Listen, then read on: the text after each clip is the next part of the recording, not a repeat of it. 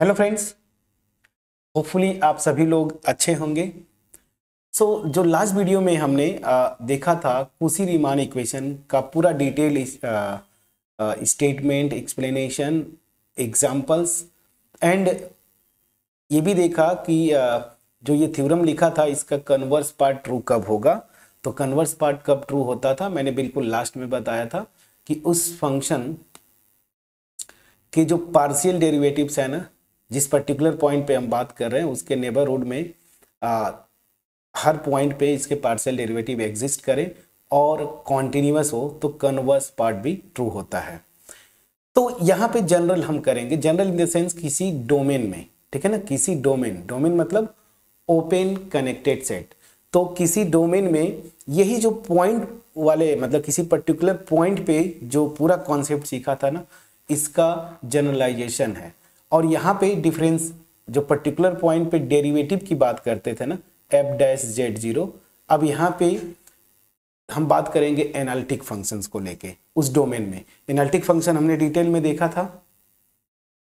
अगर आप डायरेक्ट इसी वीडियो पे आ रहे हैं, पीछे की लास्ट 2 वीडियोज नहीं देखे हैं, तो मैं रिक्वेस्ट करूंगा कि प्लीज़ उसको देख के आएँ ताकि चीज़ें जो है आपके पास पहुँच पाएँ बिल्कुल प्रॉपर वे में। चलिए अब मैं जनरलाइज कर रहा हूँ। तो क्या होगा, यहाँ पे कोई डोमेन लेंगे, डोमेन मतलब ओपन कनेक्टेड सेट, ठीक है। मैं लिखता हूँ इफ स्टेटमेंट में डायरेक्ट लिखता हूँ इफ W इक्वल टू जो मेरा fz है, ठीक, एंड इस fz को मैं इसका रियल पार्ट, ठीक है ना, और इमेजिनरी पार्ट के फॉर्म में मैं लिखता हूँ तो u plus i v x y. So if this is analytic in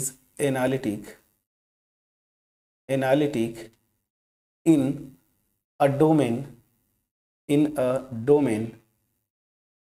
D, जब मैं D लिखूं, डोमेन D मतलब ओपन कनेक्टेड सेट मैं लिख देता हूं, ठीक है ना, ओपन कनेक्टेड सेट ना, ओपन प्लस कनेक्टेड सेट। अगर ये एनालिटिक है इस रीजन में, मतलब जो डोमेन है D, देन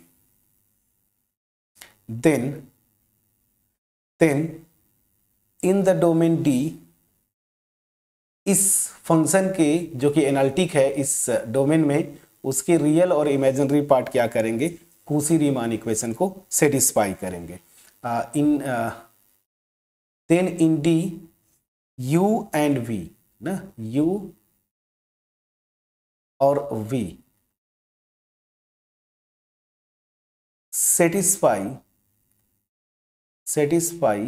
CR इक्वेशन मतलब कुसी-रीमान इक्वेशंस।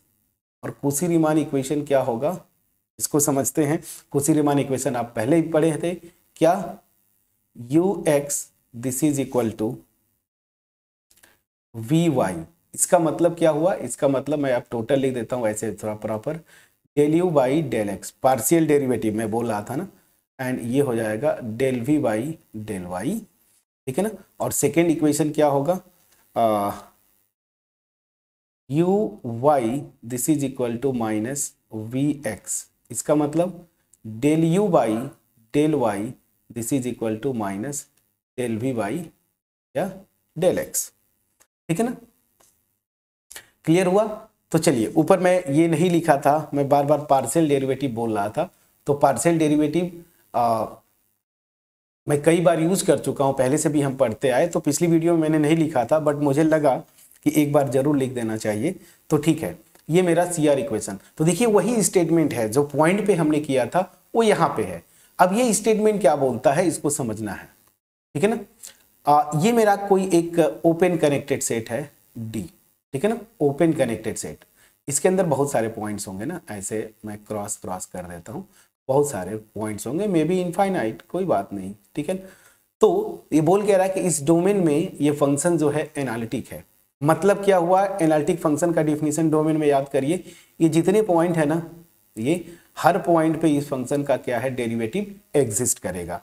मतलब हर पॉइंट पे, ईच पॉइंट जो ये दिख रहे हैं इस डोमेन के, सब पे ये फंक्शन क्या है, डिफरेंशिएबल है। ऐसे में बोलूं, अगर ऐसा है तो ये ईच पॉइंट पे इस फंक्शन के रियल और इमेजिनरी पार्ट जो है इस इक्वेशन को सेटिस्फाई करेंगे। मतलब इनके जो पार्शियल डेरिवेटिव्स है ना, ये जो पेयर में दो इक्वेशंस आ रहे हैं इनको सेटिस्फाई करेंगे, ठीक है ना। अब यहाँ पे पॉइंट जनरल में कोई भी पॉइंट ले सकता हूं, तो इसलिए जो पिछली वीडियो में था हमने एक पर्टिकुलर पॉइंट पे देखा था ना, x0 और y0, मतलब हमने पॉइंट z0 लिया था। लेकिन यहाँ पे जनरल डोमेन का कोई भी पॉइंट लेंगे, इस पे ले, इस पे ले, इस पे ले, ठीक है ना, क्योंकि हर एक पॉइंट पे फंक्शन डिफरेंशिएबल है, तो उसी का देखिए इसी का एक्सटेंशन हो रहा है कि नहीं, एक एक पॉइंट को आप कंसीडर करते जाइए, इसकी जगह z0 की जगह, तो वो पूरा चीज यहाँ पे ट्रांसफर हो जाता है, ठीक है ना। तो इस पूरे डोमेन में किसी भी पॉइंट पे पार्शियल डेरिवेटिव्स निकालिए u और v के, तो ये इक्वेशन सेटिस्फाई होता है।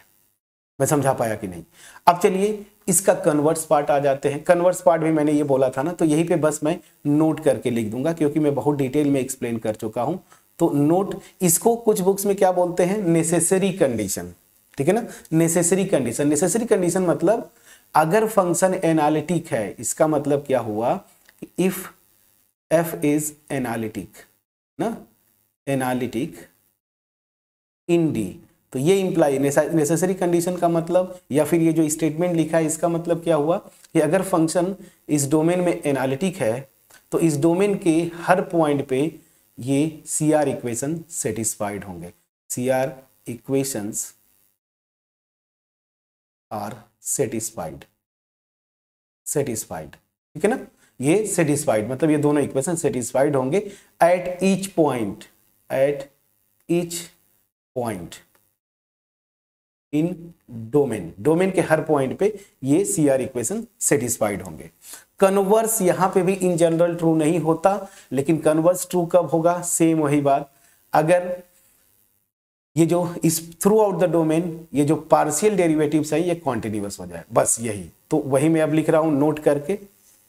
सो नोट करके यहां पे मैं लिख देता हूं, if the partial derivative, if, मैं पार्शियल डेरिवेटिव्स न लिखे मैं सिंबल यूज कर लेता हूं ना, if partial derivatives this ux, ux मतलब del u by del x, uy मतलब del u by del y, ठीक है, vx और vy, ठीक है ना, this are continuous, are continuous,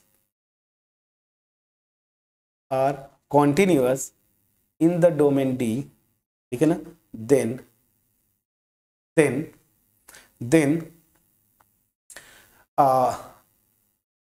if this and, अच्छा चलिए मैं लिख देता हूं, if this and CR equation is satisfied, if this and CR equations are satisfied, so this will imply, ठीक है ना, जो मेरा फंक्शन है fz is analytic, is analytic, analytic in D, मतलब कन्वर्स भी अब ट्रू हो गया, CR इक्वेशन सेटिस्फाइड है इच पॉइंट पे, और ये पार्शियल डेरिवेटिव्स कॉन्टिन्यूअस हो जाए इस डोमेन में, तो ये इधर से भी ट्रू हो जाएगा, मतलब if and only if condition hold करेगी। मैं समझा पाया कि नहीं। तो बुक्स में क्या बोलते हैं, ये वाला कंडीशन को जो मैंने मेन स्टेटमेंट लिखा इसको नेसेसरी कंडीशन, नेसेसरी मतलब एनालिटिक है देन ये होगा, और इसको क्या बोलते हैं, सफिशिएंट कंडीशन, कि CR इक्वेशन सेटिस्फाइड हो और सारे के सारे पार्शियल डेरिवेटिव कॉन्टिन्यूअस हो, तो वो फंक्शन जो है इस डोमेन में एनालिटिक होगा। इस डोमेन में एनालिटिक मतलब इस डोमेन के ईच पॉइंट पे फंक्शन डिफरेंशिएबल होगा। मैं समझा पाया। चलिए अब इसका एक एग्जांपल लेके मैं अगर एक्सप्लेन करूं ना, तो चीजें थोड़ी सा और क्लियर हो पाएंगी। तो चलिए अब मैं एक एग्जांपल ले लेता हूं, ठीक है ना, एक एग्जांपल ले लेता हूं।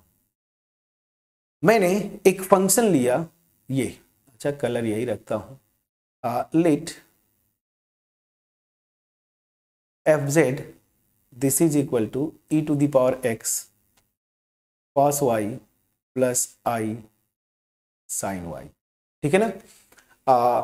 ये बड़ा ही फेमस एग्जांपल है ये, अगर आप देखें थोड़ा सा अगर दिमाग लगाएं तो e to the power x, और इसको क्या लिख सकते हैं आइलर फॉर्म से e टू द पावर क्या आई वाई, लिख सकते हैं ना आइलर फार्मूले से।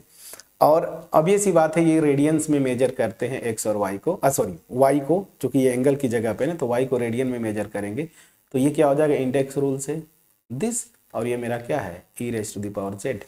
तो ये मेरा अल्टीमेट क्या बात कर रहा है, एक्सपोनेंशियल फंक्शन की बात कर रहा है, ठीक है ना। ये है मेरा एक्सपोनेंशियल फंक्शन, और ये एक्सपोनेंशियल फंक्शन जो है आगे हम करेंगे भी, ये पीरियोडिक फंक्शन होता है। और इसका पीरियड क्या होता है, याद करिए, मैंने पिछली वीडियो में बताया था क्या होता है। ठीक है, इसको कमेंट सेक्शन में जरूर बोलिएगा, मैं बोलूँगा नहीं, ठीक है। थोड़ा सा आप केयरफुली लेक्चर्स देख रहे हैं कि नहीं, ये कभी बीच बीच में टेस्ट हो जाता है, ठीक है। तो एनीवेज चलिए, ये पीरियोडिक फंक्शन होता है, ये e to the power z बड़ा इंटरेस्टिंग है। जबकि ये e to the power x जो रियल फंक्शन है, ये पीरियोडिक नहीं होता था, लेकिन ये पीरियोडिक फंक्शन होता है, ठीक है ना। ठीक, इसको करके देखिएगा, ये पीरियोडिक होता है। कैसे, चलिए मैं जरा प्रूव करता हूँ। e to the power z लीजिए, ठीक है ना, ये लिखते हैं प्लस 2 पाई आई कर दीजिए, 2 पाई आई, ठीक है, एक्सपोनेंशियल फंक्शन में। अब यहाँ पे जरा करके देखिएगा क्या होगा, ठीक है। तो इसको आप चेक करिएगा, कैसे ये करते हैं कैसे नहीं करते, आई डोंट नो, इसको आप बढ़िया से करिएगा, ठीक है। चलिए इसको मैं अगर ज़रूरत पड़ी तो आगे प्रूफ भी कर दूंगा, पीरियोडिक फंक्शन कैसे होता है, ठीक है। मैं इसको बाद में, इस पर समय नहीं वेस्ट करना।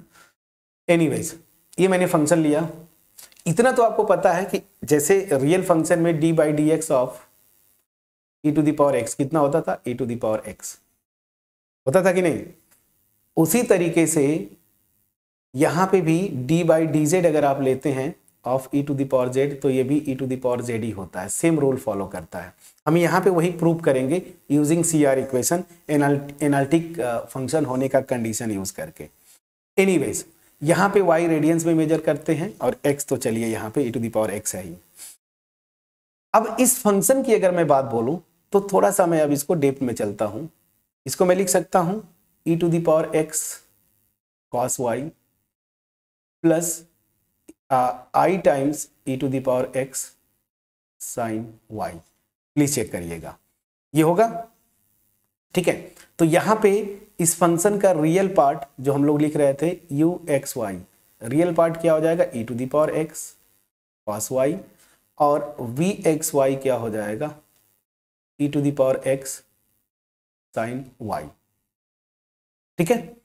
ये मेरे रियल और इमेजिनरी पार्ट्स हो गए u और v, ठीक। अब जरा इनके पार्शियल डेरिवेटिव निकालिए, ux मतलब x के रिस्पेक्ट में partial derivative, del u by del x, ठीक है ना। तो जब इसको निकालेंगे तो ऑब्वियस सी बात है, cos y को एज अ कांस्टेंट ट्रीट करते हैं, e to the power x को x के रिस्पेक्ट में डिफरेंशिएट, पार्शियल डेरिवेटिव मतलब डिफरेंशिएट करते हैं, तो ये एग्जैक्टली यही आएगा। प्लीज चेक करिएगा, ठीक है। यहीं पे uy निकाल लीजिए, uy मतलब del u by del y। तो जैसे ही del u by del y निकालेंगे तो y के रिस्पेक्ट में इसको पार्शियल डिफरेंशिएट करें तो e to the power x तो कांस्टेंट होगा, cos y का माइनस हो जाएगा sin y, तो minus e to the power x sin y। यहाँ पे आते हैं v को, vx मतलब del v by del x, x के रिस्पेक्ट में करेंगे तो again e to the power x sin y, और v को y के रिस्पेक्ट में कर दीजिए, मतलब del v by del y। तो ये क्या हो जाएगा, इसको y के रिस्पेक्ट में करेंगे तो e to the power x cos y। अब यहां से जरा ध्यान दीजिए, यहां से ध्यान दीजिए, क्या CR इक्वेशन की बात करते हैं तो देखिए ux this is equal to vy है कि नहीं, चेक करिए। ux देखिए e to the power x cos y, और vy देखिए e to the power x cos y, ये दोनों देखिए ये सेम है, इनकी कॉमन वैल्यू मैं लिख देता हूं e to the power x cos y। And जरा देखिए uy जो मेरा आया है वो ये है, और vx क्या है, दोनों सेम है, बस साइन अपोजिट है कि नहीं, तो मैं लिख सकता हूं ना माइनस vy, सॉरी vx, क्या लिख दिया vx, ठीक है, vx यही है CR इक्वेशन, देखिए ये, ठीक है, ये लिखा था ना uy equal to minus vx, second वाला। CR इक्वेशन सेटिस्फाइड होते हैं। अब जरा आता हूं मैं, देखिए मैं क्या बोल रहा हूं कि मैं अभी इसके ये वैसे भी ये फंक्शन क्या होता है आपको पता है, ये फंक्शन जो है एवरीवेयर डिफरेंशिएबल है, e to the power z है ना, मतलब ये एनालिटिक है। एनालिटिक है तो CR इक्वेशन सेटिस्फाइड होने चाहिए। वन वे रिजल्ट मेरा प्रूफ हुआ। पहले तो यहां से देखिए e to the power z everywhere differentiable होता है, मतलब पूरे कॉम्प्लेक्स प्लेन में, ठीक है ना। तो यहां पे जो भी आप डोमेन लीजिए, या तो पूरा कॉम्प्लेक्स प्लेन ही ले लीजिए या फिर कोई और इसका डोमेन ले लीजिए, मतलब इसका ओपन कनेक्टेड सबसेट ना, इस कॉम्प्लेक्स प्लेन का। तो चूंकि ये एवरीवेयर पूरे कॉम्प्लेक्स प्लेन में डिफरेंशिएबल है, दैट मीन्स ये एनालिटिक हो गया पूरे कॉम्प्लेक्स प्लेन में। तो इस बुक्स में क्या बोलते हैं कि इसका कोई भी फाइनाइट ये मतलब ओपन कनेक्टेड सेट लीजिए ना, तो कोई दिक्कत नहीं है, आप डी कुछ भी आप ले लीजिए, इसका सबसेट लेना है। तो कोई भी इसका अगर ओपन कनेक्टेड सेट डोमेन लेंगे उसमें भी ये फंक्शन हर एक पॉइंट पे डिफरेंशिएबल होगा, मतलब एनालिटिक हो गया। एनालिटिक है, हमने यहाँ पे देखिए प्रूव कर दिया कि इस CR इक्वेशन सेटिस्फाइड होते, मतलब वन वे जो रिजल्ट था ऊपर वाले थ्योरम का ये वाला, FZ एनालिटिक है, कोई भी डोमेन आप लीजिए, ये पूरे कॉम्प्लेक्स प्लेन में जब एनालिटिक है तो यहाँ पे भी होगा, कोई इशू नहीं। तो CR इक्वेशन सेटिस्फाइड होगा, CR इक्वेशन एवरीवेयर सेटिस्फाइड होगा। इवन आप इस डोमेन को C ले लीजिए, पूरा कॉम्प्लेक्स प्लेन, तब भी ये होल्ड करता है, ठीक है। अब चलिए, ये मैं समझा पाया, प्लीज बोलिएगा। अब वन वे रिजल्ट मेरा ट्रू हुआ, ये फंक्शन एनालिटिक है, कोई भी डोमेन, कोई भी आप डोमेन लीजिए, अब यहाँ पे फर्क नहीं पड़ता, सबसे बड़ा डोमेन तो यहाँ कॉम्प्लेक्स प्लेन में C ही होगा, तो C में ये एनालिटिक है, तो CR इक्वेशन भी सेटिस्फाइड होंगे, वो हमने दिखाया यहाँ पे, ठीक है। अब मैं कन्वर्स पार्ट पे मैं फोकस करना चाहता हूं, और कन्वर्स पार्ट पे अगर फोकस करना चाहते हैं तो उसका मतलब क्या हुआ, तो समझिएगा। कन्वर्स पार्ट मतलब ये हुआ कि क्या ये पार्शियल डेरिवेटिव कॉन्टिन्यूअस हैं। अगर कॉन्टिन्यूअस होंगे तो थ्रू आउट द डोमेन ये फंक्शन एनालिटिक होगा, मतलब डिफरेंशिएबल होगा। तो वहां से मैं f' जो लिख रहा था नहीं, दिखाऊंगा कि यही आएगा। एनीवेज इसको करके देखते हैं। तो देखिए जरा, आप फंक्शन ऑफ टू वेरिएबल्स में भी, मुझे याद नहीं है एनईपी का सिलेबस में कौन सा सेमेस्टर में था, क्योंकि आप 6th सेमेस्टर लास्ट सेमेस्टर में है, तो मुझे विश्वास है या 4th या तो 5th में आपने कर लिया होगा फंक्शन ऑफ टू वेरिएबल्स की कॉन्टिन्यूटी डिफरेंशिएबिलिटी। और मैं वैसे भी तो एग्जांपल्स बहुत सारा किया यहाँ पे, तो ध्यान दीजिए।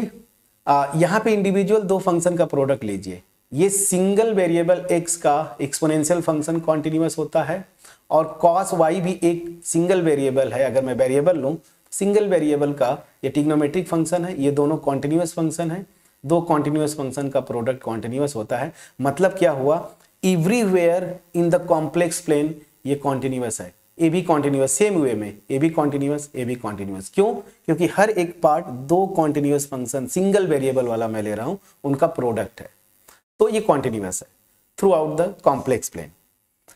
तो यहां पे मैं लिख दूं सिंस ऑल द, ऐसे लिखता हूं, since all partial derivatives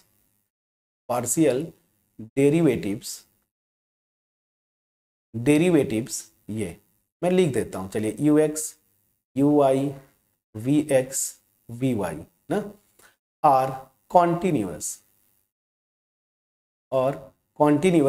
everywhere. अब अगर एवरीवेयर लिखते हूं, मतलब मैं क्या बोल रहा हूं, इस पूरे कॉम्प्लेक्स प्लेन की बात बोलता हूं। एवरीवेयर इन सी लिख दिया, कोई दिक्कत नहीं है, एवरीवेयर, ठीक है ना। सो ऊपर वाला जो थ्योरम है, यहां से ये फंक्शन एनालिटिक होगा थ्रू आउट द डोमेन, और यहां पे डोमेन मैं ले रहा हूं C. So this will imply by above theorem, ये जो मेरा फंक्शन है fz इक्वल टू, जो मैंने लिखा है वो अल्टीमेट क्या है, e to the power z है, बट ठीक है, मैं fz जो लिखा हूं उसी को मैं जैसा क्वेश्चन में दिया था, this. So fz is analytic through out the domain, ठीक है ना, थ्रू आउट, या एनालिटिक इन सी लिख दूं, कोई बात नहीं, तब भी चलेगा, थ्रू आउट लिखने की क्या जरूरत है, एनालिटिक इन सी, ठीक है ना। अब इसी को फर्दर हम करेंगे, ऐसे फंक्शन को हम इंटायर फंक्शन बोलते हैं। अगर पूरे कॉम्प्लेक्स प्लेन में फंक्शन डिफरेंशिएबल है, ठीक है ना, मतलब एनालिटिक है, तो उसी को हम क्या बोलते हैं, इंटायर फंक्शन। आगे मैं डिफाइन करूंगा, घबराना नहीं है। हो गया। ठीक है, अब यहां पे नोट करके मैं लिखना चाहता हूं, नोट करके। अब ये थ्रू आउट एनालिटिक है, मतलब क्या हुआ, पूरे कॉम्प्लेक्स प्लेन पे इसका डेरिवेटिव एग्जिस्ट करेगा, और करेगा तो एक फिक्स फार्मूला आएगा। अब वो कैसे निकालेंगे कि d by d z of e to the power z जो है यही आता है, उसको मैं प्रूव करने की कोशिश कर रहा हूं। तो हमने देखा था कि एफ डैश जेड, किसी जनरल पॉइंट पे एफ डैश जेड क्या होगा, ठीक है ना। तो मैंने एकदम ऊपर बोला था, याद है, एकदम जब मैं पॉइंट वाला कर रहा था, तो देखिए ये किसी पर्टिकुलर पॉइंट पे बोला था कि ux plus i v x. अब चूंकि हर एक पॉइंट पे है तो जनरलाइज कर देंगे, तो ये हो जाएगा मेरा ux plus i v x. अब देखिए ux मेरा क्या आया है कहीं, तो ये देखिए e to the power x cos y plus i times v x कहाँ गया, वी एक्स ये है e to the power x sine y, e raise to the power x common ले लीजिए, cos y प्लस आई sine y। तो यहाँ पे क्या हो गया, e to the power x, और ये क्या हो जाएगा cos y प्लस आई साइन y। क्या होता है, e to the power I y लिख सकते हैं कि नहीं, प्लीज बोलिएगा फ्रेंड्स, प्लीज बोलिएगा। आप तो यही, आप यहां से भी लिख सकते हैं, यही तो मैं लेके चल रहा था। देखिए एफजेड क्वेश्चन में तो यही दिया है ना, cos y प्लस आई साइन y, तो यही तो मेरा एफजेड हो गया। तो यहां से भी मैंने दिखाया कि ये इसका डेरिवेटिव खुद वही आता है, और यहां से मैं फर्दर इसको प्रूव कर दे रहा हूं कि ये तो जो फंक्शन दिया था e to the power Z ही है। तो देखिए ये, और इसको मैं क्या लिख सकता हूँ, x plus i y, Euler फार्मूले से इसको मैं ये लिख सकता हूँ, और ये हो गया e to the power z. इसका मतलब क्या हुआ कि यहाँ से फर्दर मैं आपको बोल रहा हूँ d by d z of e to the power z is again e to the power z. ये एक्स्ट्रा मैंने बता दिया, जो मैं शुरू में आपको बोला था कि जो रियल फंक्शन के लिए होता है डेरिवेटिव, वो यहाँ पे भी होल्ड करता है। प्लीज बोलिएगा मैं समझा पाया कि नहीं, ठीक है। सो चलिए, अब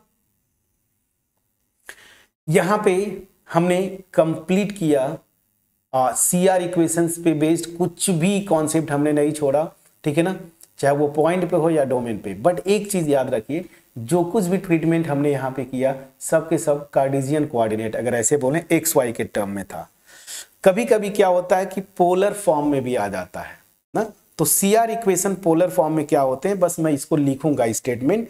अगर रही बात प्रूफ की, तो प्रूफ आप अपने बुक से जाके देख सकते हैं, देख लीजिएगा। तो पोलर कोऑर्डिनेट में CR इक्वेशन क्या होता है, तो CR equations in polar coordinates ना, इन पोलर कोऑर्डिनेट्स। ये भी रह गया, इसको कर देते हैं, फिर इसके आगे फर्दर हम करेंगे। सो पोलर कोऑर्डिनेट्स में क्या आता है CR इक्वेशन, इसको हम देखेंगे नेक्स्ट वीडियो में, ठीक है। होपफुली मेरा एफर्ट जो है इस वीडियो का आपके पास पहुंच पाया होगा क्रिस्टल क्लियर वे में, ठीक है ना। यहां से हमने ये वीडियो किया था, किसी डोमेन की बात कर रहे थे, ओपन कनेक्टेड सेट की, ठीक है।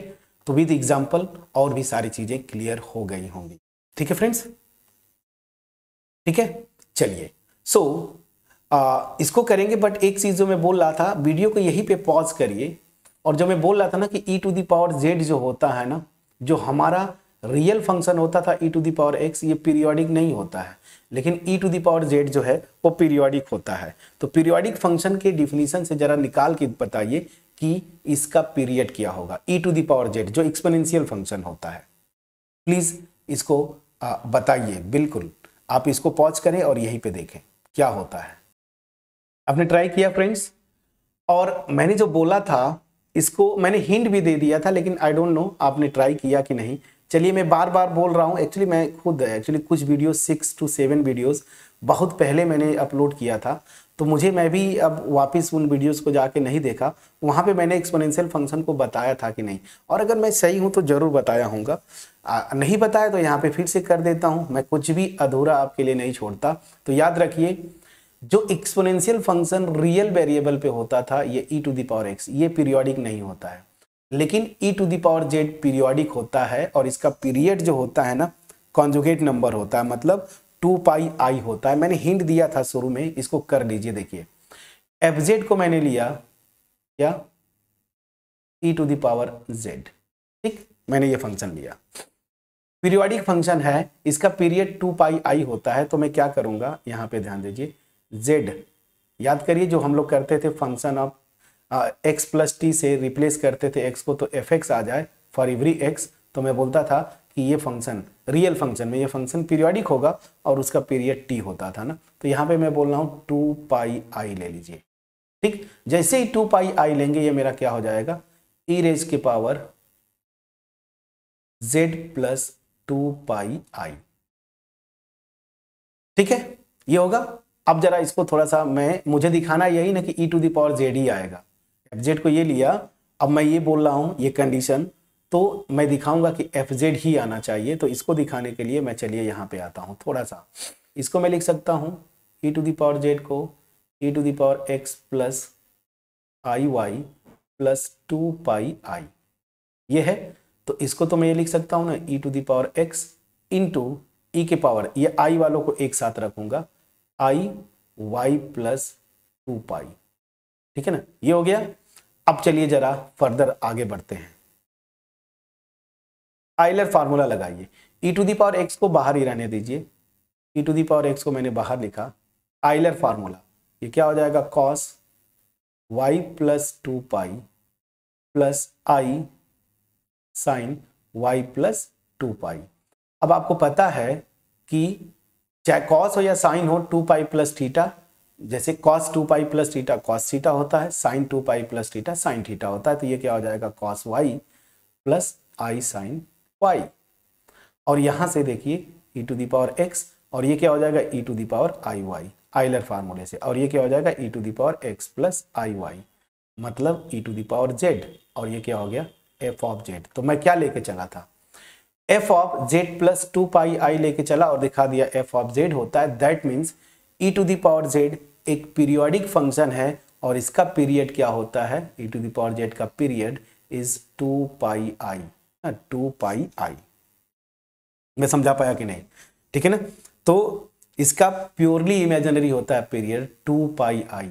इसी को मैं बार बार बोल रहा था, तो मुझे लगा आई डोंट नो पीछे करवाया था कि नहीं, तो यही पे करवा दो ताकि ये कॉन्सेप्ट तो एक्स्ट्रा बन जाए। मेरा मोटिव भी यही होता है कि हर एक वीडियो में मेरे आप कुछ ना कुछ एक्स्ट्रा सीखें। ठीक है, कोई डाउट होगा जरूर कमेंट सेक्शन में आप कमेंट करेंगे, और अगर चीज़ें क्रिस्टल क्लियर वे में समझ में आई होंगी, आपको कुछ ना कुछ नया सीखने को मिला होगा, तो भी आप कमेंट सेक्शन में जरूर कमेंट करेंगे। ठीक है, अप्रिशिएट जरूर करते रहें। होमवर्क जो मैं देते रहूँ उसको आप उसमें पार्टिसिपेशन अपना देते रहें, तो फिर चीज़ें क्या होती हैं कि आप बिल्कुल समझ पाएंगे, चीज़ें स्मूथली चलती हैं। तो चलिए अब मैं CR equation in polar form next video में।